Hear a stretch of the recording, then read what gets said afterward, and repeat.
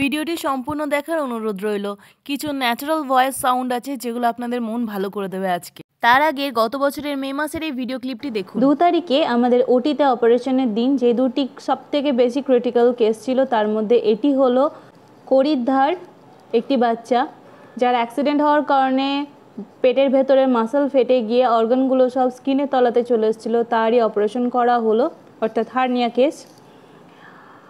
পরিস্থিতি ভালো নেই কারণ ওর পেটের আঘাতের সঙ্গে হিপ জয়েন্ট ভেঙে রয়েছে এবং বাঁ দিকের থাইয়ের কাছটাও ভেঙে আছে। জানি না ভবিষ্যতে ও সম্পূর্ণভাবে সুস্থভাবে হাঁটাচলা করতে পারবে কিনা। আমরা আমাদের তরফ থেকে সম্পূর্ণ চেষ্টা করছি। ওর এখনও ট্রিটমেন্ট চলছে, সময় একটু লাগবে, আপডেট আপনাদেরকে জানানো হবে। লাগছে খুব লাগছে। দেখলেন, গত বছর এই মা কুকুরটিকে আমরা মৃত্যুর মুখ থেকে ফিরিয়ে এনেছিলাম। একবার নয়, বারবার, 3 বার ওকে আমরা মৃত্যুর মুখ থেকে ফিরিয়ে নিয়ে এসেছিলাম। প্রথমবার পার্ব থেকে, তারপর একটি মানুষ তার মাথাতে ইট দিয়ে আঘাত করে, সে 1 দিন কোমাতে থাকে, তারপর সে গোল গোল ঘুরছিল এবং পড়ে যাচ্ছিল, সেখান থেকে তাকে মৃত্যুর মুখ থেকে ফিরিয়ে নিয়ে আসা হয়। তারপর আবার তার অ্যাক্সিডেন্ট হয়, তারপর তো দেখলেনই কোমর পোর্শন জোর আঘাত পায়, ভেঙে যায় এবং তলপেটের মাসল ফেটে গিয়ে অর্গানগুলো সব স্কিনের তলায় চলে আসে, বড় রকমের একটা। তাই সেই টাইমে ওর স্টেরিলাইজেশন আমরা করতে পারিনি।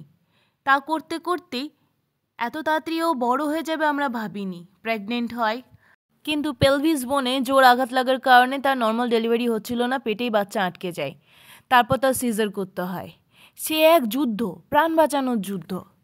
একদিকে সে লেবার পেনে খুব কষ্ট পাচ্ছে, তারপর তার সিজার, তারপর বাচ্চাগুলিকে পাউচ থেকে বার করার সঙ্গে সঙ্গে আমরা দেখি 4টি বাচ্চায় একদম নিস্তেজ, কোনো প্রাণের অস্তিত্বই নেই শরীরে।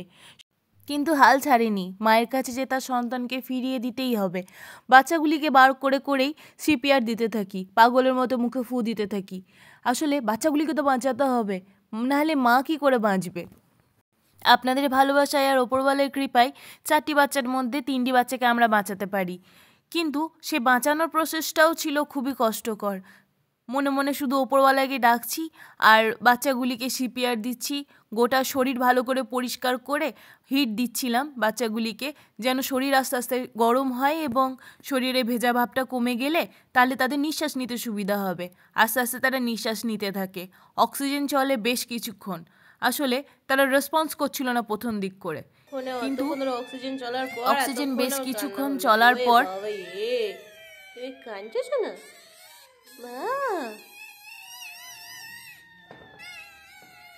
এতক্ষণে কান্না শুরু করলো, এটা এতক্ষণ ধরে অক্সিজেনটা চললো বলে। এবার বন্ধ করতে অক্সিজেনটা।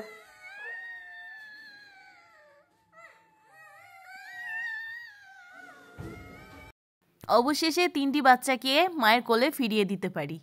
তাদের কান্নার আওয়াজ যে সেই মুহূর্তে কী মিষ্টি লাগছিল আমাদের কাছে আমরাই জানি। বাচ্চা যতক্ষণ না কাঁদে ততক্ষণ পর্যন্ত বোঝা যায় না সে সারভাইভ করতে পারবে কি না। শেষের বাচ্চাটি কিন্তু একদমই কাঁদছিল না, শেষ পর্যন্ত লেগেছিলাম আমরা। অক্সিজেন চলেছে, সেই অনুযায়ী ওর শরীর গরম করা হয়েছে, পিঠে আস্তে আস্তে আঙুল দিয়ে রাব করছিলাম। অবশেষে 3টি বাচ্চাকে আমরাও তার মায়ের কাছে ফিরিয়ে দিতে পারি। তবে তার মায়ের এত বড় একটা অপারেশনের কারণে সেই বাচ্চাগুলিকে হয়তো ফিড করাতে পারবে না, তাই তাদেরকে আলাদা করে খাবার খাওয়াতে হবে। বর্তমানে মা কুকুরটি এবং তার 3টি বাচ্চা সুদীপদার ঘরে রয়েছে, খুব যত্নে রয়েছে, ওদের আলাদা করে ফিড করানো হচ্ছে। মা কুকুরটির জ্ঞান ফিরেছে এবং সে হাঁটাচলা করছে, তার হাগু এবং হিসু সম্পূর্ণভাবে স্বাভাবিকভাবে হচ্ছে, যেটা সবথেকে বেশি জরুরি।